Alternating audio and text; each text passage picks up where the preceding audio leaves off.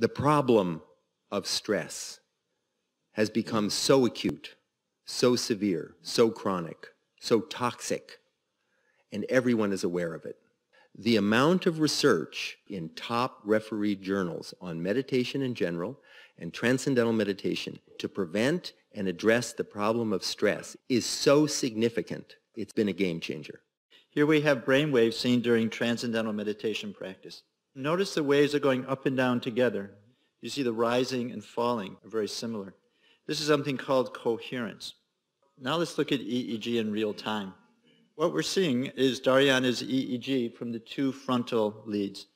These are the two leads you see and the first two rows. The bottom line, which is looking at coherence, is highly variable. Coherence, again, is how different parts of the brain are working together. In this case, it's the frontal areas of the brain. It's the part of the brain that's central for executive processing, for impulse control, for sense of self. So you can close your eyes and start your TM practice.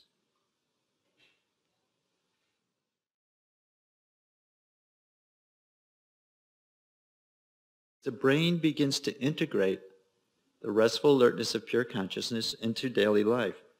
You're transforming the inner nature of the mind. By changing your inner nature, you can begin to see problems as challenges rather than as stresses. The amygdala is part of the brain's threat detection system. And when the amygdala senses threat, it will start your fight or flight response, your stress response. And when you're in your right mind, what happens is your prefrontal cortex will regulate the amygdala. It'll calm the amygdala down. And the major point about adolescent brain is that this prefrontal cortex is very slow to mature. And it progressively comes online, and so much of the transition between being a kid and being adult is this unfolding of the prefrontal cortex. I've been following people's attempts to apply brain research to education for 40 years now. And by far, the most common implication is that the optimal internal state for learning is relaxed alertness. It's just the way our brains work. When we're stressed, we respond instinctively. We aren't supposed to learn, and we can't. What we know in relation to learning, if young people meditate, it works. When you're less stressed, you can focus better, you can resist distraction better, and when you have this increased coherence in brain functioning, you can organize your thinking better. Your sense of priorities is better. You can integrate information better.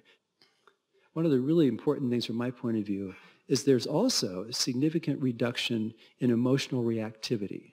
And when I talk with kids, one of the things I really emphasize with them is the need to build their stress tolerance, their ability to manage themselves in stressful situations so they don't quit or they don't freak out.